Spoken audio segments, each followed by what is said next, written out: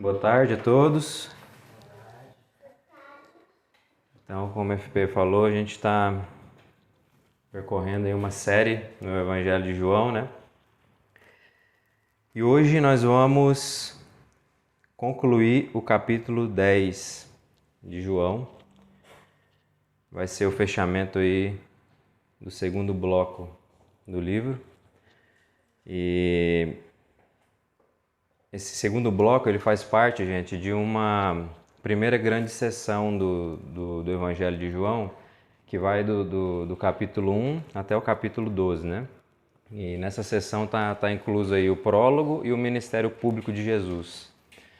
O bloco 1, ele foi ali dos capítulos 1 até o 6, né? Fala ali da aparição de João Batista, Jesus se revelando progressivamente a círculos cada vez mais crescentes, né? E foi um período muito marcado por rejeição, né? Jesus foi muito rejeitado.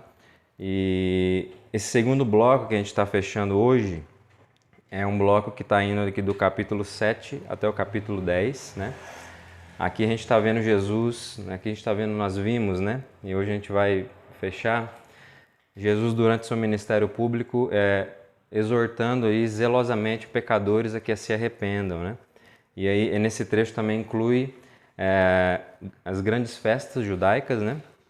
E outra coisa bem interessante é o testemunho de João Batista, que marca o início e o fim do ministério público de Jesus, né?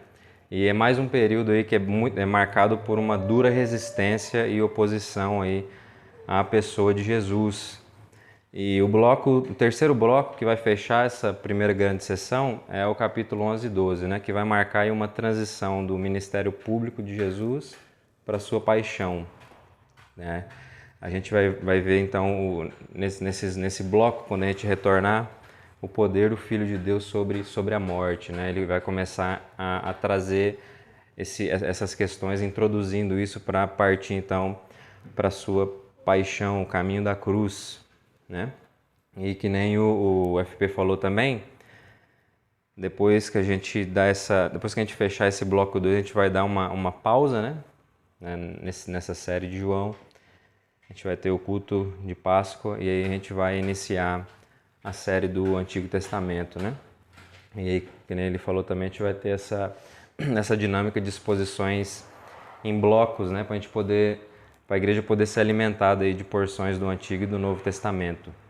A gente vai começar aí, então, depois dessa série em Gênesis, né?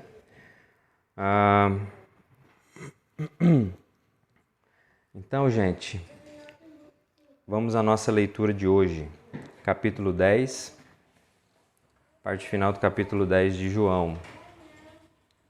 A gente vai começar a partir do versículo 22. João capítulo 10, do 22 até o 42. Eu estou com a versão NAA, Nova Almeida atualizada aqui, tá?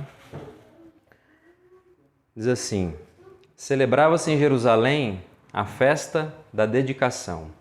Era inverno. Jesus passeava no templo, no pórtico de Salomão. Então os judeus o rodearam e disseram: até quando você nos deixará nesse suspense? Se você é o Cristo, diga francamente. Jesus respondeu: já falei, mas vocês não acreditam.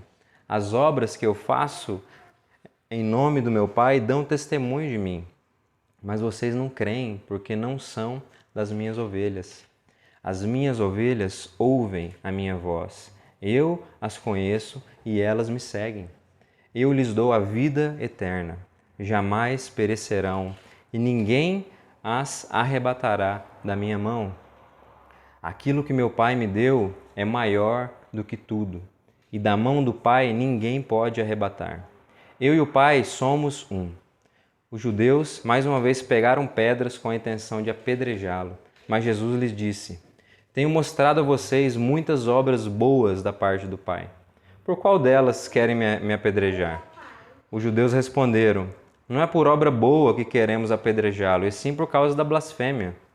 Pois, sendo você apenas um homem, está se fazendo de Deus. Jesus disse: não está escrito na lei de vocês: eu disse, vocês são deuses? Se ele chamou deuses aqueles a quem foi dirigida a palavra de Deus, aqueles a quem foi dirigida a palavra de Deus, a Escritura não pode falhar, então como vocês dizem que aquele que o Pai santificou e enviou ao mundo está blasfemando só porque declarei que sou filho de Deus? Se não faço as obras do meu Pai, não acreditem em mim. Mas se faço e vocês não creem em mim, creiam pelo menos nas obras, para que vocês possam saber e compreender que o Pai está em mim e que eu estou no Pai. Então tentaram outra vez prendê-lo, mas ele se livrou das mãos deles. Novamente Jesus se retirou para além do Jordão, para o lugar onde João batizava no início, e ali permaneceu. E muitos iam até ele e diziam: João não fez nenhum sinal, mas tudo o que ele disse a respeito deste homem era verdade. E naquele lugar muitos creram nele. Amém? Vamos orar. Senhor, muito obrigado mais uma vez pela tua palavra. Muito obrigado, Senhor, porque o Senhor não deixa de nos orientar. Eu peço que o Senhor venha nesse momento abrir nossos corações, abrir os nossos ouvidos, para que a gente possa ouvir a sua voz mesmo, através da sua palavra. Em nome de Jesus. Amém. Então, gente, esse trecho aqui, versículo 22, né, que a gente começou, ele começa falando que celebrava-se em Jerusalém a festa da dedicação. Que festa era essa, né? O que significa? O que significava essa festa? Né? Para início, essa festa não era uma festa oficial, né? Ela não era uma festa orientada, autorizada pelas escrituras hebraicas. Foi algo instituído um pouco mais recentemente, ali naquela época, né? E o que ela significava? Ela significava algo que aconteceu no ano de 167 a.C., né? Quando Antíoco Epífanes da Síria, né, invadiu Jerusalém, profanou o templo, e o que ele fez? Ele instalou um altar pagão no lugar do altar do Deus de Israel, lá no templo. Foi isso que ele fez. Ele entrou, profanou, bagunçou tudo e botou um altar pagão lá dentro. No ano de 167 a.C. E aí, 3 anos depois, né, no ano de 164 a.C., né, sob a liderança de Judas Macabeu, os judeus eles reconquistaram o templo e consagraram novamente a Deus. E nessa ocasião, quando isso aconteceu, o povo ele celebrou por 8 dias a dedicação do templo ao Senhor. E a partir de então, decretou-se que essa festa, né, uma festa da dedicação semelhante, ela tinha que acontecer anualmente a partir de então. Então, a festa da dedicação significava isso, era a reconquista ali do templo, das mãos dos pagãos.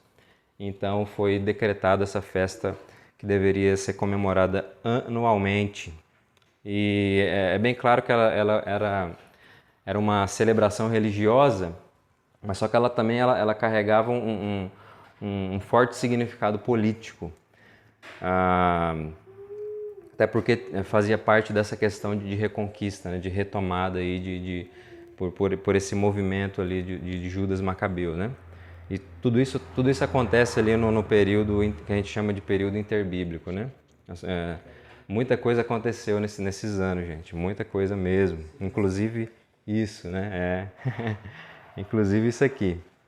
E é interessante, né, que essa questão do significado político, por exemplo, é que essa festa da dedicação, ela também era chamada de a festa das luzes, que era uma alusão à vitória da luz contra as trevas, né? Uma espécie de comemoração pela preservação do espírito de Israel, que tinha uma ligação direta ali com a liberdade religiosa, né? A identidade de Israel era definida pela adoração a Yahvé. Então, também tinha esse nome de a festa das luzes, né? Quando a luz vence as trevas, né? Porque foi durante o reinado de Antíoco, esses 3 anos ali que ele ficou dominando sobre os hebreus, a cultura helênica ela foi imposta e os judeus eles eram praticamente proibidos de serem judeus. Então foi um período bem complicado de trevas, né?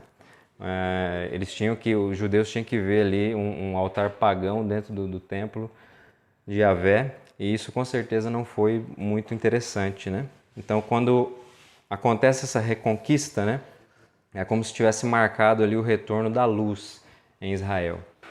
E é interessante, né, que essa festa está culminando aqui em um período, logo depois de algumas falas de Jesus, em que ele se apresenta como sendo a luz do mundo. É bem interessante que as coisas não estão acontecendo aleatoriamente. Então tudo isso está culminando nessa festa, que é carregada de todo esse significado aí, né?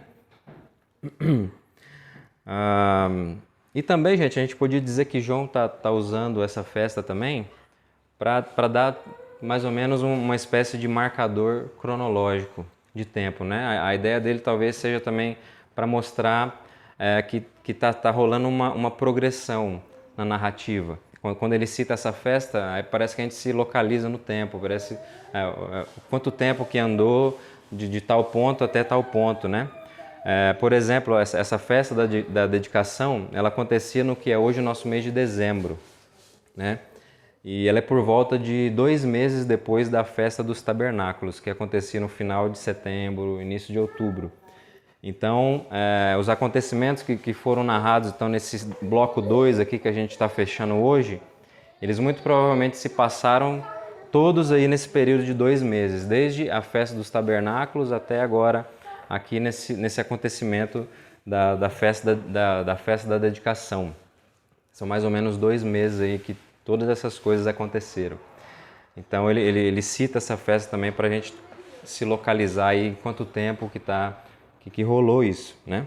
Só que o texto continua, né? No finalzinho do versículo 22 e no versículo 23, diz assim: era inverno, Jesus passeava no templo, no pórtico de Salomão. Então aqui também ele está começando, ele continua dando alguns detalhes, né, para a gente se localizar e entender um pouco melhor o que está acontecendo. E dezembro, né, que é a época dessa festa, ela marca o início do inverno também no hemisfério norte, né? Então é bem provável que Jesus está fazendo esse comentário aí para antecipar o fato de que Jesus estava no templo, né? E mais especificamente ali no pórtico de Salomão, que era um lugar mais protegido, né? Era um lugar coberto e tal. Então era bem melhor para ele poder estar ensinando ali em um tempo frio, como provavelmente estava lá naquela época. Então João ele está dando alguns detalhes assim, para a gente poder entender um pouco do contexto ali do que está acontecendo aqui nesse trecho. Né? Então justamente nesse lugar, né, que Jesus estava, Pórtico de Salomão, que ele é abordado. O versículo 24 vai dizer: então os judeus o rodearam. Novamente, né, os judeus cercam Jesus, se achegam nele e tal. E é importante a gente entender aqui quem são esses judeus. Né? Geralmente eles se apresentam como sendo oponentes mesmo. É muito difícil a gente ter alguns judeus assim, que não chegam com más intenções. Né? Só que nem sempre, às vezes são só alguns judeus que estão se maravilhando mesmo, estão um pouco curiosos com o que está acontecendo e tal. E para esse texto que é muito importante a gente perceber essa diferenciação, né? Até para a gente poder entender um pouquinho dessa pergunta que eles estão fazendo aqui, né? Compreender quem são esses judeus, será que eles são oponentes, será que eles estão curiosos mesmo? O que está acontecendo? Entender isso, a compreensão disso depende para a gente entender essa pergunta, né? Que eles vão dizer aí na continuação do versículo 24. E disseram: até quando você nos deixará nesse suspense? Se você é o Cristo, diga francamente.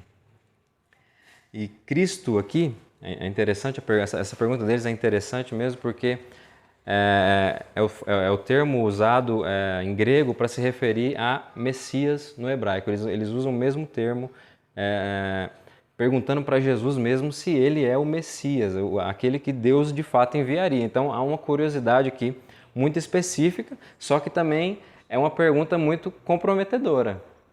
Eles estão querendo que Jesus diga abertamente, explicitamente, algo sobre a sua missão e se isso de fato tem a ver com o Messias prometido. Eles estão querendo, seja claro, né? Seja franco enquanto a isso, né? E pelo contexto aí que vai se seguir, a gente então poderia dizer que esses judeus eles não são assim tão opositores tão ferrenhos, né?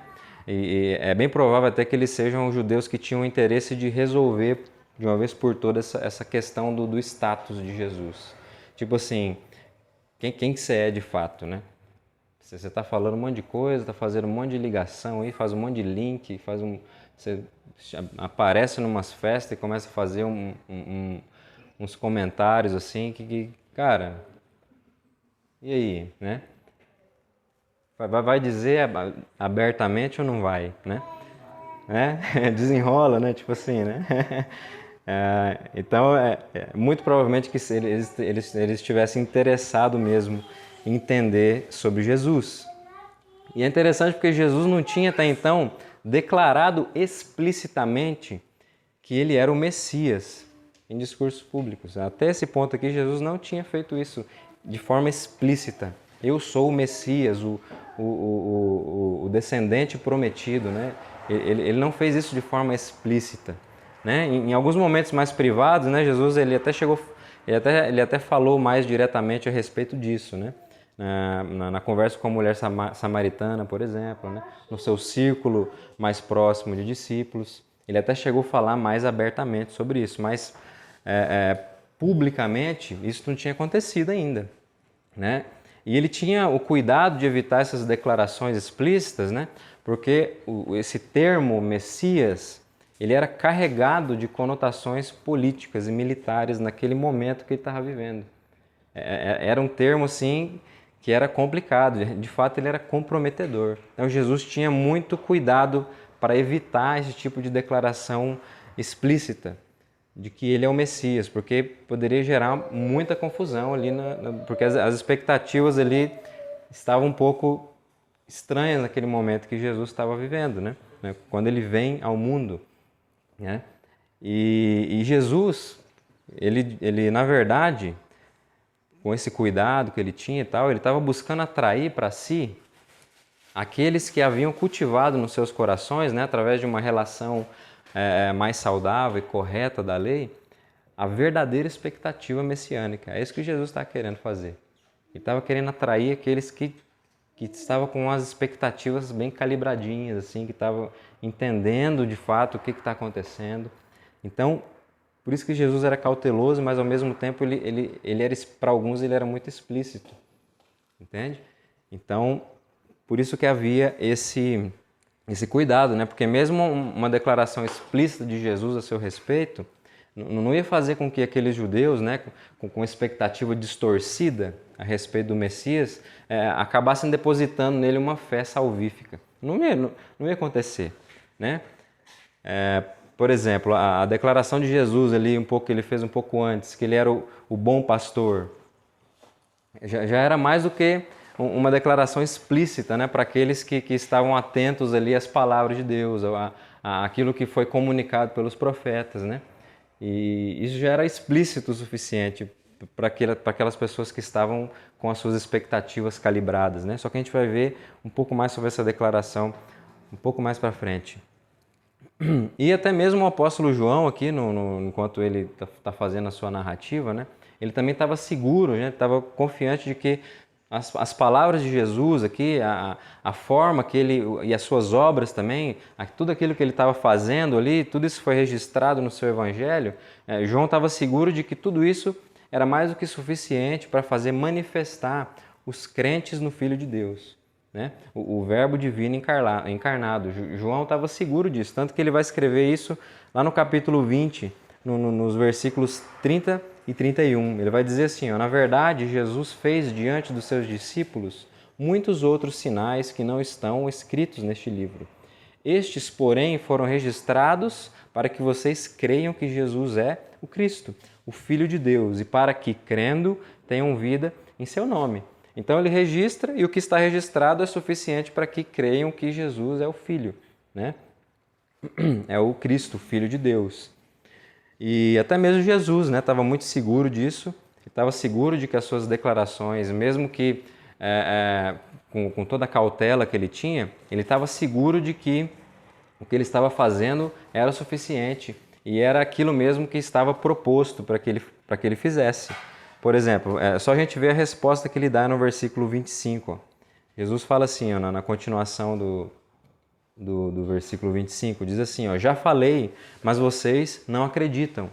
As obras que eu faço em nome do meu Pai dão testemunho de mim.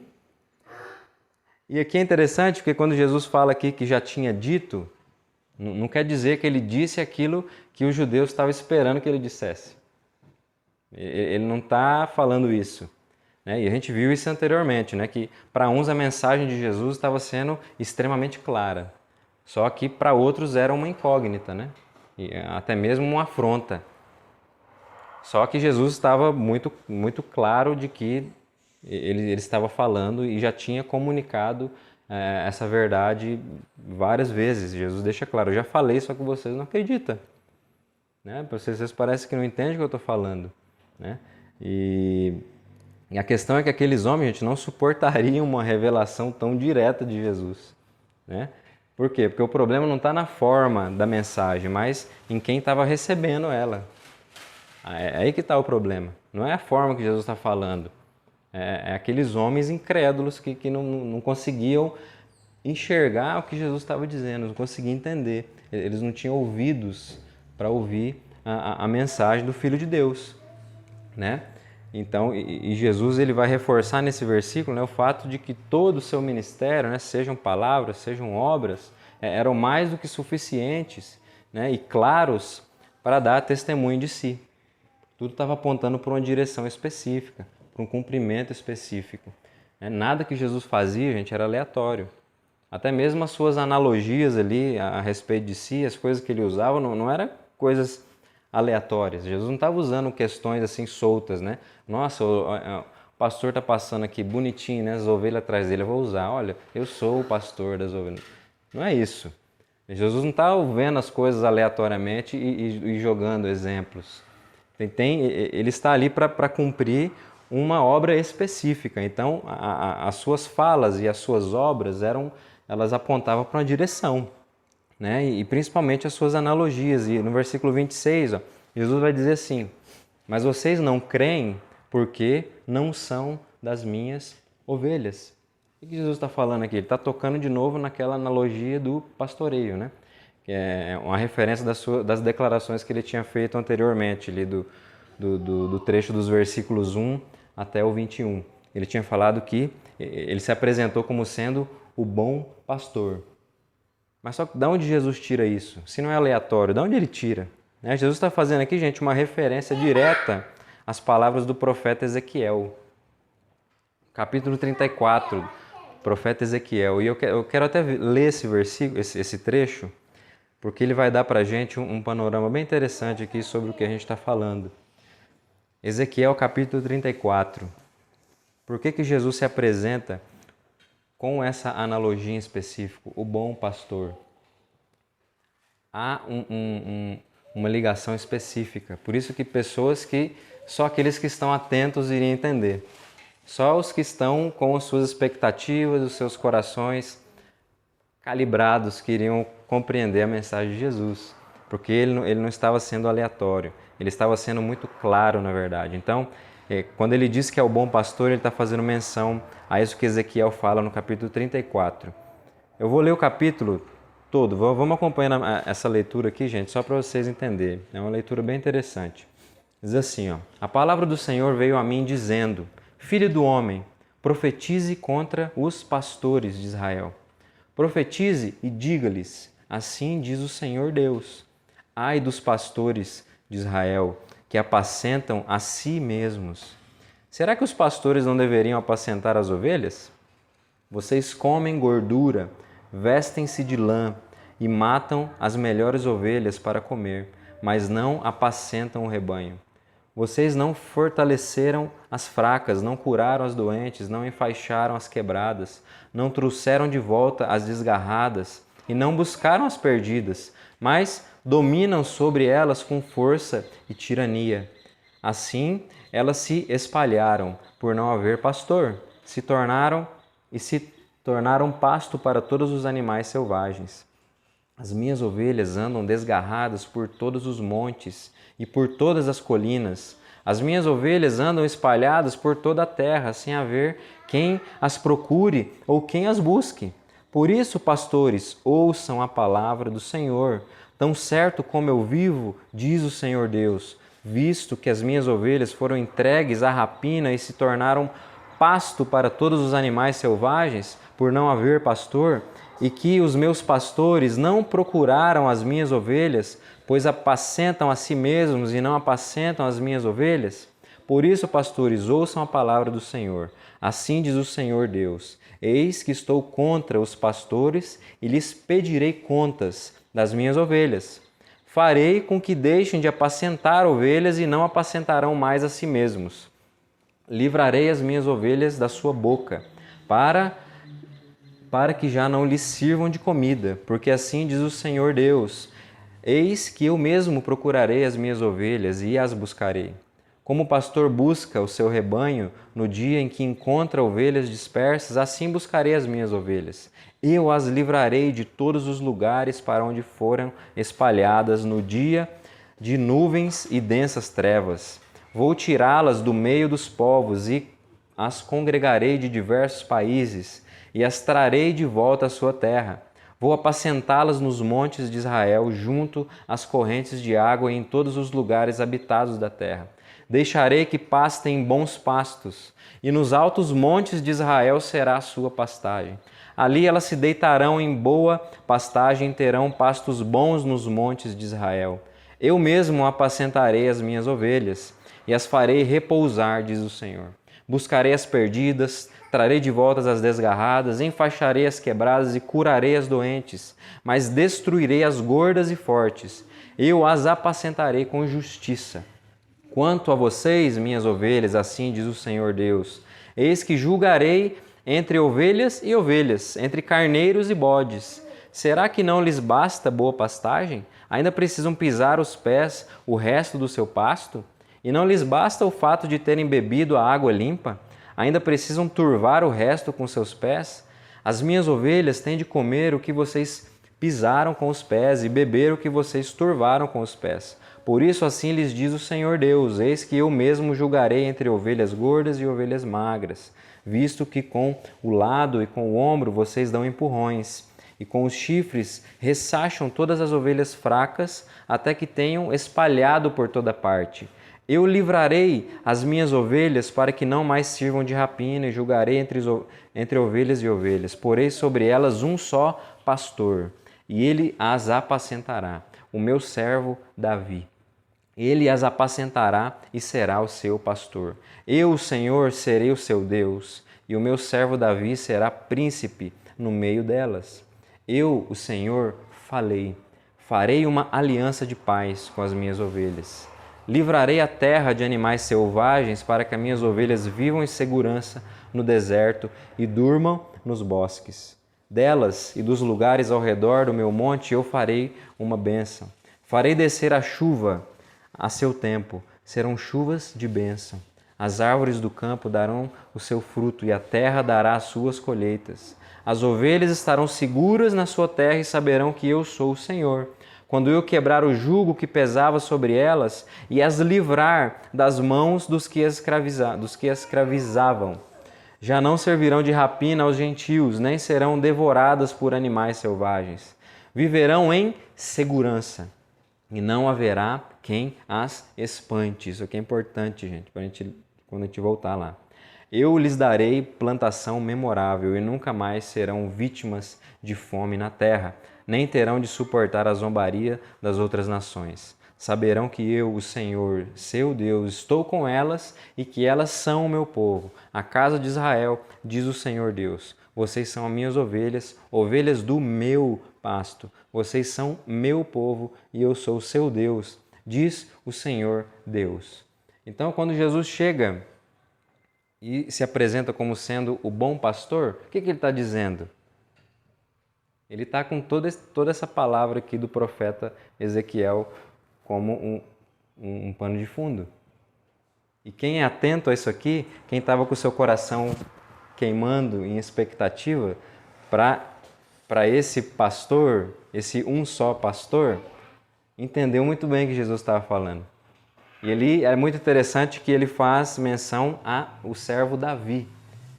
Davi dizia respeito o quê? A descendência real, de onde surgiria o quê? O descendente prometido.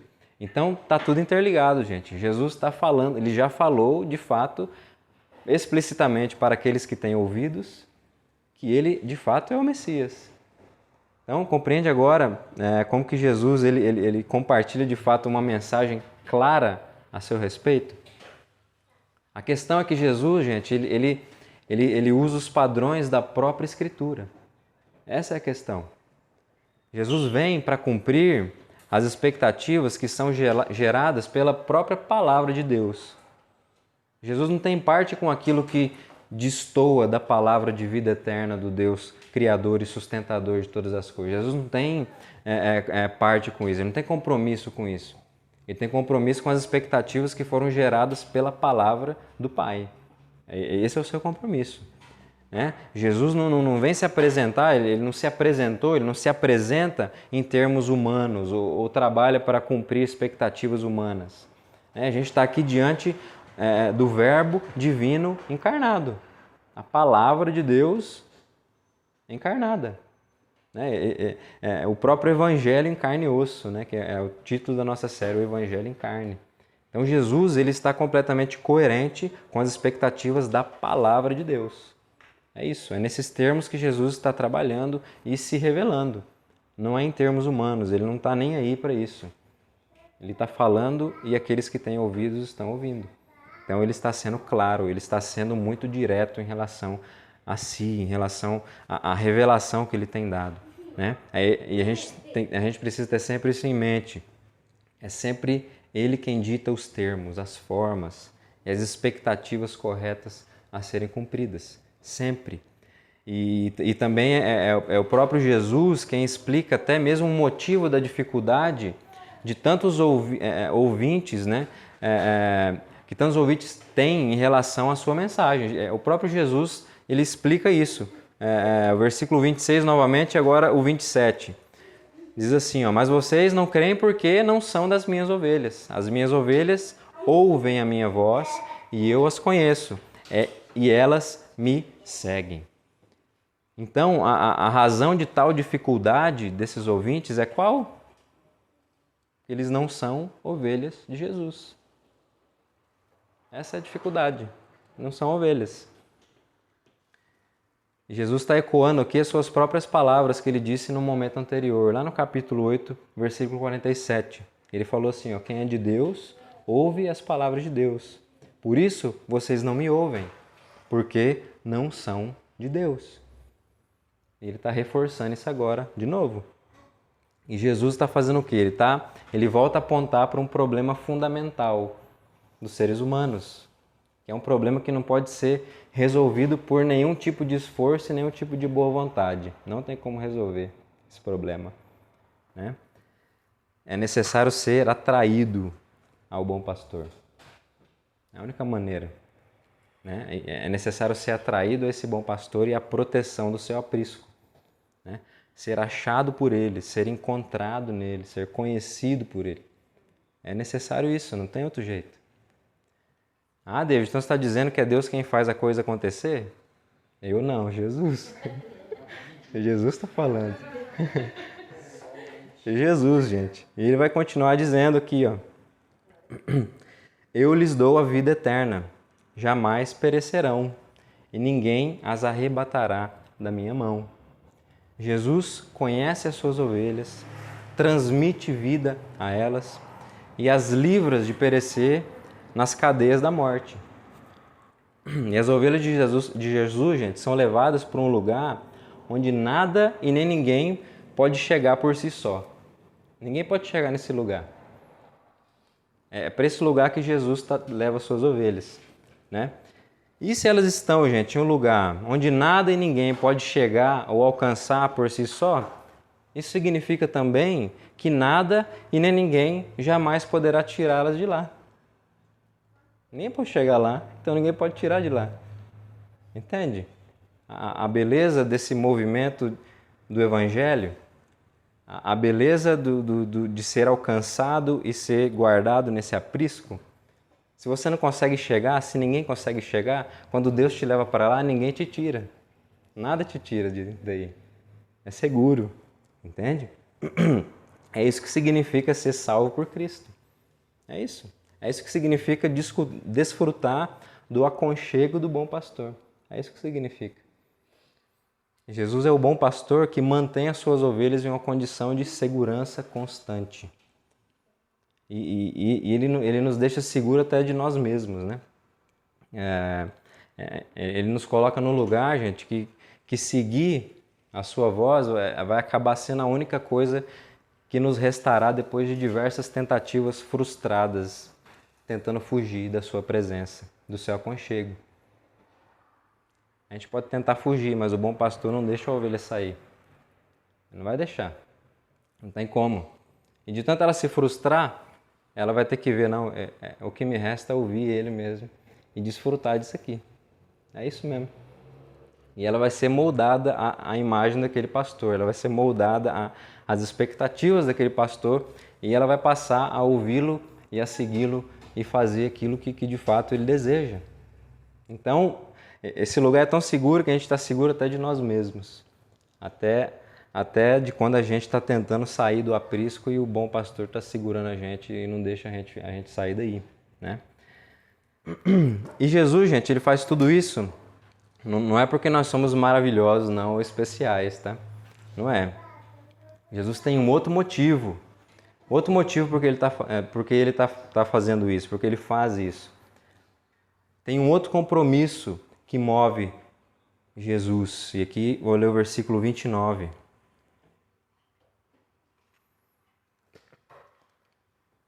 Jesus diz assim, ó: aquilo que meu Pai me deu é maior do que tudo, e da mão do Pai ninguém pode arrebatar.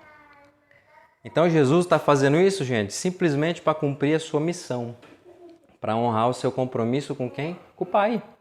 É por isso. Não é porque a gente é especial, bonitinho, cheirosinho. Não, é porque ele tem um compromisso com o Pai. E ele está botando ela em prática. E ele vai cumprir isso. Porque ele trabalha nos termos da palavra do seu Pai. Ele é o enviado do Pai, né? Aquele que doa de si mesmo para que esse plano redentivo trinitário seja materializado na temporalidade. É isso que Jesus faz. Ele está doando de si mesmo para que isso aconteça, para que isso ocorra, para que isso tome forma no mundo caído, rebelde. É isso que Jesus está fazendo por causa de um compromisso com o Pai. Né? E lendo o comentário do Carson essa semana, eu li lá um negócio legal que ele fala que tudo que Jesus diz e faz é meramente a materialização da vontade do Pai. É isso que ele está fazendo. Ele materializa uma vontade do Pai. Ele vem e faz isso tomar forma aqui no nosso mundo. É isso que ele está fazendo.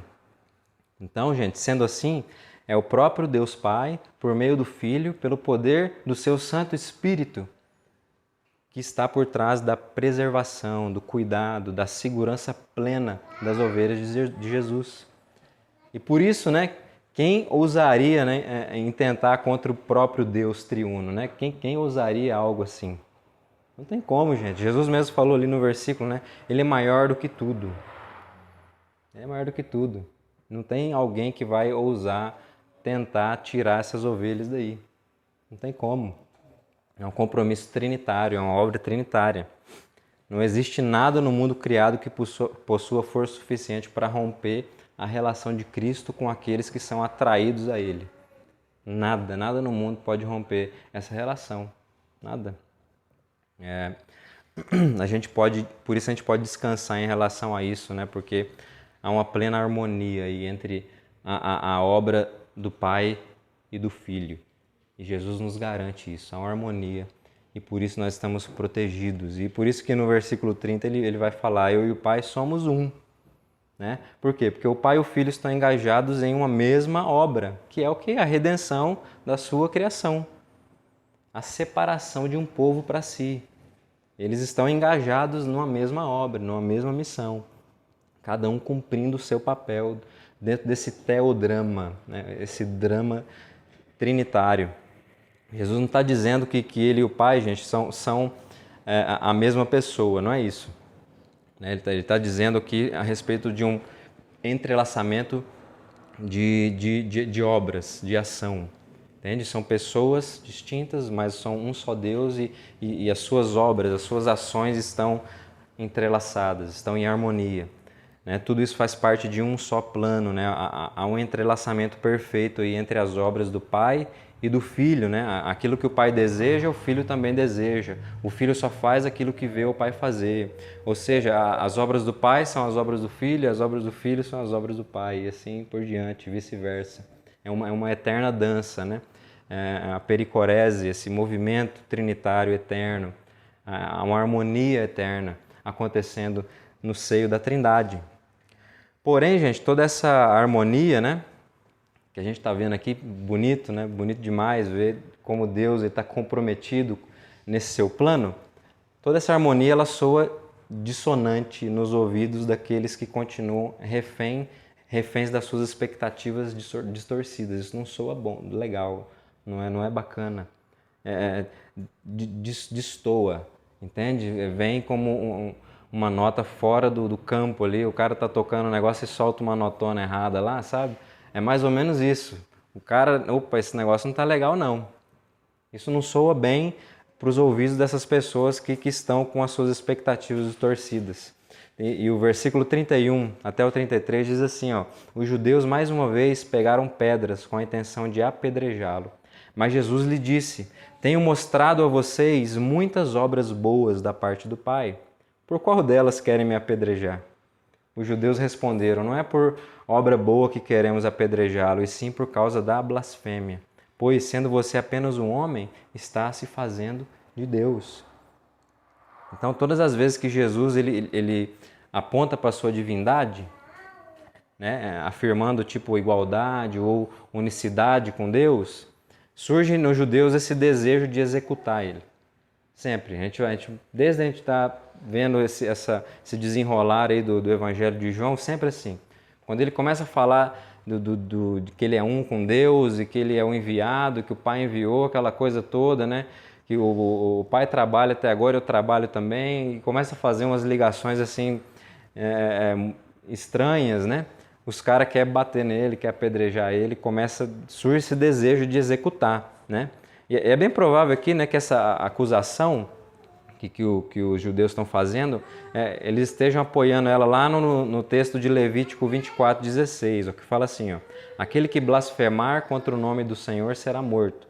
Toda a congregação o apedrejará, tanto o estrangeiro como o natural da terra, blasfemando contra o nome do Senhor, será morto. Então há de fato um mandamento em relação a isso. Quando ele vê o cara falando o nome de Deus, se fazendo igual a Deus, aquela coisa, então vamos matar esse cara, vamos apedrejar, porque eles estão blasfemando contra o nome de Deus. Está errado isso daí. Então tem um zelo aí, mas tem algumas incoerências aí que a gente precisa entender, né?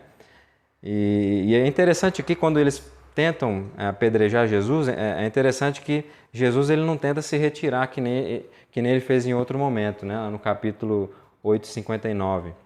Só que dessa vez ele permanece para confrontar eles. Ele fica ali um tempo para poder dar algumas respostas, dar alguns confrontos, e isso é muito interessante aqui. Jesus, e como ele confronta esses homens, né? Ele confronta a atitude deles afirmando as muitas obras da parte do Pai que foram realizadas por ele. E ainda ele vai perguntar qual dessas obras é que está provocando a ira deles. Ele está confrontando os caras mesmo. Né? É como assim, será que tudo isso que vocês estão... Será que toda essa raiva é porque vocês viram um coxo e um cego de nascença estarem curados agora? É isso? Né? Beleza, eu fiz muita coisa. Por qual? Por qual que vocês querem me... É por isso que vocês querem me apedrejar? Né? Que religião é essa que desaprova algo desse tipo? Né? Que incoerência é essa? E Jesus lança esse confronto, né? E após essa pergunta, né, desconcertante de Jesus, restou a eles tentar acusá-lo de blasfêmia, né? Não teve outro jeito. Pô, o cara está fazendo algo bom, né? Acho que não teve jeito, então vão acusar ele de blasfêmia, que ele está se fazendo como Deus. É um simples mortal afirmando ser como Deus, afirmando ser Deus. É o que restou para eles ali. E aqui a gente pode ver, né, o quanto Jesus apresentava uma imagem de Messias que era impensável para aqueles homens, não fazia sentido. Jesus estava falando coisas explícitas, claras, só que a expectativa messiânica daqueles homens era tão distorcida que eles não conseguiam entender. Então Jesus ele apresentava algo impensável, não fazia sentido. Não fazia sentido para eles. Isso é mais uma demonstração clara, gente, da relação limitada que aqueles homens tinham com a lei de Deus.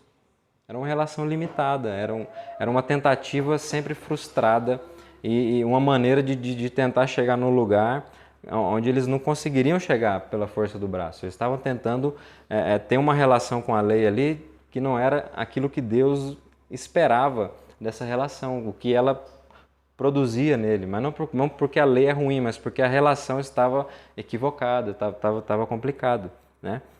E é interessante porque se Jesus tivesse se apresentado ali com força, né, como esse libertador político e tal, com certeza ele ia ganhar o apoio desses caras, com certeza, né? Vamos expulsar esses romanos, vou sentar no trono de Jerusalém de novo e vamos botar moral nesse negócio e resolver essa parada, né? E sair fazendo um monte de ato poderoso, de cura, de milagre, assim. Com certeza esses caras irem atrás de Jesus, porque a mente deles estava com essa imagem, né? Essa imagem. Só que, mas vale lembrar, né, que Jesus não estava ali para cumprir esse tipo de expectativa distorcida, expectativas humanas, né? Mas ele estava ali para cumprir aquelas expectativas que foram cultivadas por meio de uma correta relação com a palavra de Deus, com a lei de Deus. E é por isso que Jesus vai confrontá-los agora com a própria Escritura. No versículo 34 até o 36, fala assim, Jesus disse, não está escrito na lei de vocês, eu disse, vocês são deuses?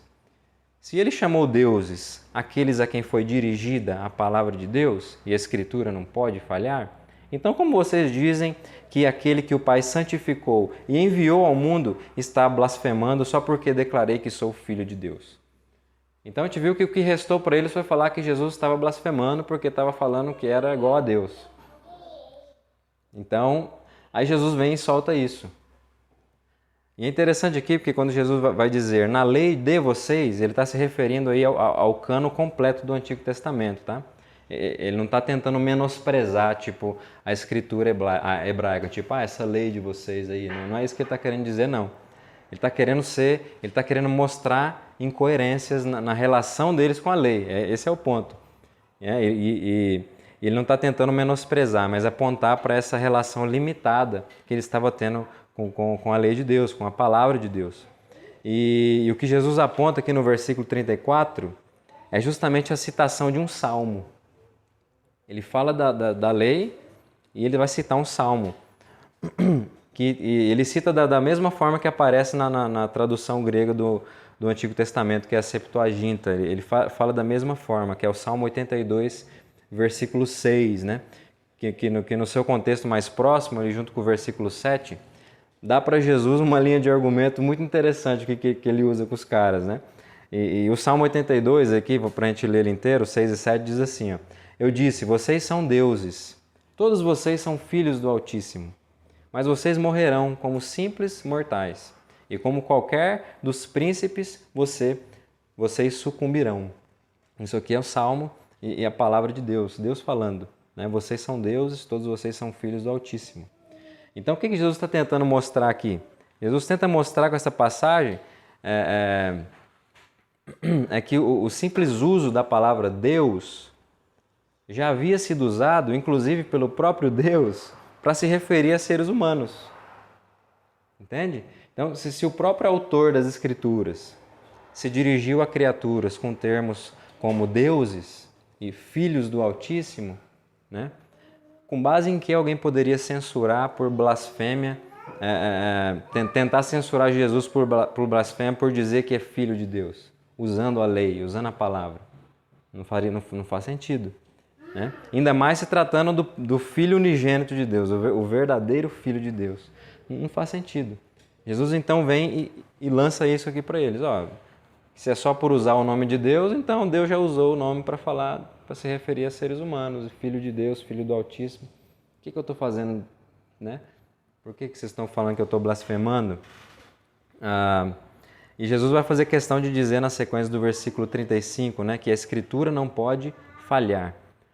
Ou seja, né, a lei usada ali para tentar censurar Jesus, ela deveria ser melhor compreendida e aplicada por aqueles homens, né? A lei não pode falhar, só que está falhando porque vocês precisam compreender melhor a aplicação das coisas, né? Se eles tivessem uma melhor compreensão e aplicação da Escritura, eles jamais iriam acusar de blasfêmia aquele que o Pai separou, né, santificou, enviou ao mundo como um cumprimento das suas promessas de redenção. Eu jamais ia fazer isso, porque se eles estivessem com essa relação ali saudável, eles estariam dando ouvidos e compreendendo a mensagem de Jesus.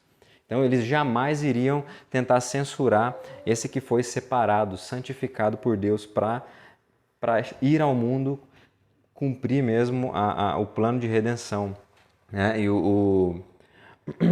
nesse versículo 36, Jesus novamente se refere a si mesmo como o enviado do Pai. E é importante ressaltar também, gente, que Jesus não está usando desse argumento aqui para provar a sua divindade, né, ou a sua filiação. Não é isso que ele está tentando, não. O objetivo, né, é apontar mais uma vez para essa relação insuficiente, incoerente daqueles homens com a lei de Deus. Isso que ele está tentando fazer, né? E essa relação incoerente, né, que é uma tentativa vã desses homens de tentar chegar em um lugar onde eles jamais poderiam chegar pela força do próprio braço. Eles não iam conseguir nunca trazer a lei para o coração. Eles nunca iam conseguir fazer isso pela força. Não dá, gente. Somente Deus pode escrever a sua lei em corações. Só Deus pode fazer isso. Aqueles homens iam continuar com as suas tentativas frustradas, né? E outro ponto interessante aqui é como Jesus se refere a si mesmo como sendo santificado do Pai. Algo cheio de significado justamente em uma festa onde se celebrava a santificação do templo a Deus. Jesus está sendo intencional de novo aqui, né? Então, mais uma vez, Jesus está se apresentando como sendo Ele mesmo o real cumprimento disso tudo, de tudo que está acontecendo. Ele é cumprimento. Ele que responde, ele cumpre essas expectativas, né? Jesus cumpre o significado e as expectativas dessa festa, assim como das outras também, que ele já disse. É isso que ele está querendo dizer. Ele é o verdadeiro templo e a verdadeira luz que dissipa as trevas do mundo. É Ele. Ele é o santificado do Pai.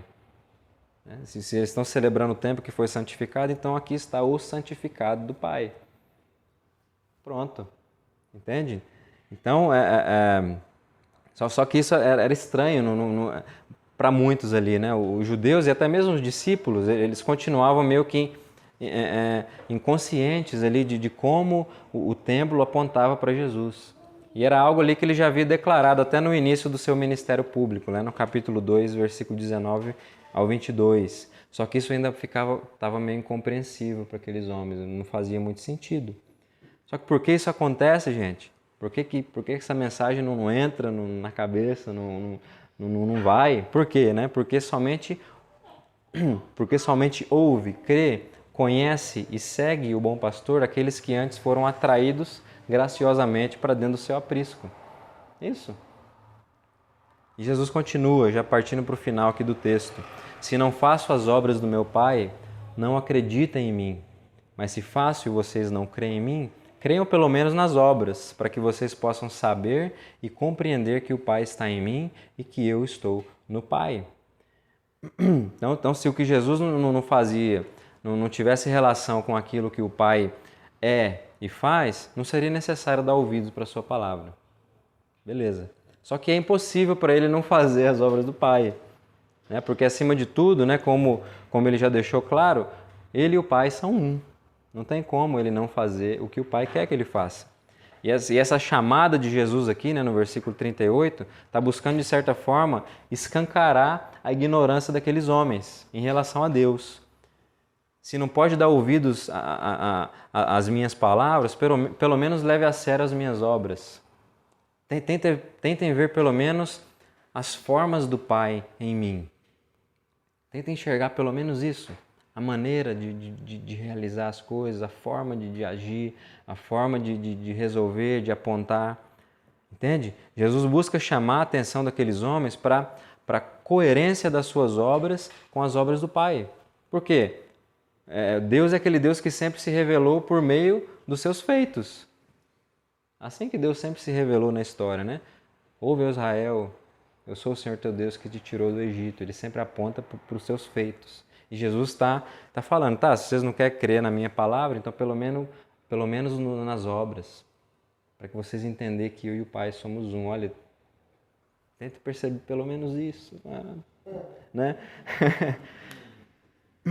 Mas aí, será que o Deus verdadeiro era tão desconhecido assim, né, por aqueles homens? Não sabiam nem sequer como Deus fazia as coisas. Nem sequer como Deus age. Eles não conheciam a Deus, gente, porque não eram conhecidos por Ele. Esse é a questão. E por isso, né, o resultado, mais uma vez, não podia ser outro. O resultado de mais um embate, de mais uma questão com esses judeus, esses caras curiosos, esses negócios. E por causa disso, né, o resultado não podia ser outro. Né? Versículo 39, então tentaram outra vez prendê-lo. Os apontamentos de Jesus a respeito da ignorância daqueles homens em relação ao Deus de Israel provocou neles o quê? Revolta, ódio. Mais uma prova clara de que crer é resultado de uma intervenção divina no coração de homens rebeldes, inimigos de Deus. E como o texto vai nos mostrar na sequência, essa foi mais uma tentativa frustrada também dos judeus, né? Finalzinho do 39 fala que mas ele se livrou das mãos deles, né? Jesus se livra daqueles homens, né? Assim como ele já havia feito outras vezes. Mas por quê, né? Porque ainda não era sua hora. Alguns outros textos deixam claro, porque ainda não era sua hora, né? Isso quer dizer o quê, gente? Que a morte de Jesus foi uma entrega que estava sujeita apenas à vontade soberana do Pai. Como a gente já viu anteriormente, é Ele quem dita os termos, as formas, é Ele quem define os tempos e os cumprimentos dos seus propósitos. É Ele. Então os homens podiam tentar, mas se não era o momento, não vai dar certo, né? Frustrados de novo. E versículo 40, novamente Jesus se retirou para além do Jordão, para o lugar onde João batizava no início, e ali permaneceu. Então Jesus se retira intencionalmente daquele lugar. E aqui é interessante porque há nessa retirada aqui, gente, um movimento carregado de fortes simbolismos teológicos. Isso aqui é muito interessante.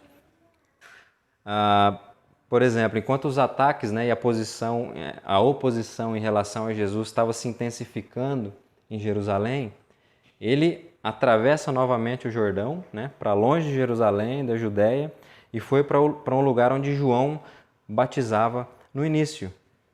Isso que ele fez. E é interessante que o Carson ele fala algo interessante, que o simbolismo aqui nesse trecho chega a ser palpável. Ele fala assim. Muito interessante, porque João Batista foi aquele que prepara o caminho do começo do ministério público de Jesus. E agora, né, quando esse ministério já está caminhando para um fim, ele revisita, ele retorna ao lugar desse testemunho. Jesus está fazendo isso agora novamente. E o que acontece nesse lugar? Nesse lugar onde João Batista testemunhou. O que acontece ali? Os últimos 2 versículos do trecho, 41 e 42. E muitos iam até ele e diziam: João não fez nenhum sinal, mas tudo o que ele disse a respeito deste homem era verdade. E naquele lugar, muitos creram nele. É isso que acontece nesse lugar. Entende? Enquanto em Jerusalém ali o encarceramento e morte de Jesus eram esperados, né? Em Betânia, o testemunho verdadeiro de João Batista produziu frutos notáveis. A vida comunicada através do Filho de Deus encarnado confirmou o testemunho daquele homem que em si mesmo não possuía nada de tão importante. O versículo fala que ele não fez nenhum milagre, ele não fez nada assim não tinha nada. Só que o que ele falou é verdadeiro. Ele testemunhou a respeito desse homem é verdade. E muitos passaram a crer. E é importante notar aqui, gente, que quando o texto diz, né, que João não fez nenhum sinal, mas tudo que ele disse a respeito desse homem era verdade, né? É interessante porque os judeus não faziam questão de reconhecer e enaltecer homens sem, pelo menos, eles terem assim realizado algum tipo de milagre, né? Se algo grande assim fosse atribuído a esses homens. Os judeus não costumavam reconhecer como um grande homem, né? Como uma pessoa que fez grandes feitos. Isso não era comum, né? Por quê? Mas por que eles falam isso? Porque a grandeza de João Batista, gente, assim como o próprio ministério do Filho, não era medido pelos falhos e arrogantes termos e parâmetros humanos. Não era os termos humanos que mediam a grandeza e o sucesso do testemunho de João e do ministério de Jesus. A grandeza de João Batista, gente, estava justamente no seu testemunho fiel, claro e verdadeiro a respeito de Jesus. Era isso. Não era sobre si, mas sobre o Verbo divino encarnado. Isso que fazia de João grande. Isso que fazia de João ser aí o maior dos profetas, né, como diz Jesus, né, como disse Jesus. É isso, gente. O seu testemunho fiel e verdadeiro, claro a respeito de Jesus. O testemunho de João foi fielmente, gente, orientado por uma consciência da sua indignidade, até mesmo para desatar as correias das sandálias de Jesus. Né? E essa declaração que pode ser encontrada lá no capítulo 1, versículo 27. Então, o testemunho de João ele era orientado por essa consciência de que ele não era a respeito dele, mas era a respeito de Cristo. Ele era carregado dessa consciência de que ele não era digno, nem sequer de tirar as sandálias do Messias, do Cristo. Por isso que esse testemunho é grandioso. E como diz lá o versículo 42, naquele lugar muitos creram nele. A fé daquelas pessoas elas apenas confirmaram a fecundidade da semente espalhada pelo testemunho de João. Um testemunho que espalha a boa nova, a chegada do reino dos céus e que também atrai aqueles que são acrescentados pelo Pai em seu aprisco, por aconchego do bom pastor. Então é um testemunho que espalha a mensagem e que também atrai, que também arrebanha, chama essas pessoas que estão tendo seus ouvidos abertos. E para a gente concluir, é para esse lugar de verdadeiro testemunho de Cristo que o Pai atrai os seus. É para esse lugar. Lugar de verdadeiro testemunho. É para esse aprisco que as ovelhas de Jesus são atraídas e protegidas. O ministério de Jesus, gente, ele começou e caminhou para o seu fim com uma afirmação do testemunho público do seu fiel mensageiro. Já parou para pensar quão interessante isso? Começa com testemunho e termina com testemunho desse mensageiro fiel, João Batista. Aquele que entendeu claramente que ele jamais poderia produzir a realidade do reino, mas, na verdade, testemunhá-la verdadeiramente. João entendeu isso. O fiel e verdadeiro testemunho cristão, gente, ele contém a semente que vai romper corações endurecidos. É isso. E se segundo o apóstolo Pedro, lá na sua carta, no capítulo 1, ele diz que nós fomos regenerados por uma semente incorruptível, mediante a palavra de Deus, a qual vive e é permanente. As ovelhas de Jesus são aqueles que ouvem, seguem e, por fim, testemunham dessa mesma palavra no mundo. É isso, essa mesma palavra, que é semente incorruptível para a regeneração, para a transformação de corações de pedra em corações de carne. Essas são as ovelhas de Jesus. Esse é o poder do Evangelho que para nós foi anunciado e que agora por nós é anunciado também. Entende? Por meio do nosso testemunho. Então, meus irmãos, que a nossa comunidade continue sendo esse lugar, um aprisco para onde Deus dirige, atrai, acrescenta os seus ao aconchego do bom pastor. Que a nossa comunidade seja esse lugar, né? Que a nossa comunidade continue sendo esse lugar onde se cultiva a consciência de que nós não somos dignos nem mesmo para desatar a sandália de Jesus. Mas, sim, empoderados pelo Espírito Santo de Deus para testemunhar fielmente a vida de Cristo no mundo. Essa consciência. Nós não somos dignos, mas somos empoderados pelo Espírito Santo para testemunhar essa vida. E nesse ambiente, muitos crerão. Amém? É nesse aprisco, gente, que Deus quer atrair as suas ovelhas. É para esse tipo de ambiente aqui. Onde acontece um testemunho verdadeiro, fiel dos seus filhos. Amém? Então que o Senhor continue nos abençoando e vou fazer uma oração. Enquanto eu faço a oração, os meninos podem até distribuir a ceia, os elementos. Vamos orar. Senhor, eu quero te agradecer por esse momento. Quero te agradecer por quem o Senhor é. Quero te agradecer pela sua palavra.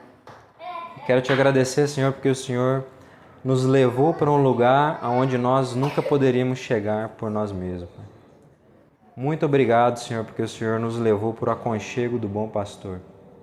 Muito obrigado, Senhor, porque o Senhor abriu os nossos olhos, nossos corações e agora nos faz repousar, desfrutar do pastoreio de Jesus, Senhor. E que assim como João Batista a gente possa testemunhar, Pai, dessa vida, testemunhar verdadeiramente, fielmente, Deus, essa boa nova, Pai. E que nós, ó Pai, possamos também experimentar o Senhor atraindo os seus para esse aprisco, Pai. Nós possamos ver, Senhor, o Senhor agindo em nosso meio, Pai. E corações sendo renovados, quebrantados mesmo pelo Senhor, Pai. Em nome de Jesus. Amém. Amém. Amém.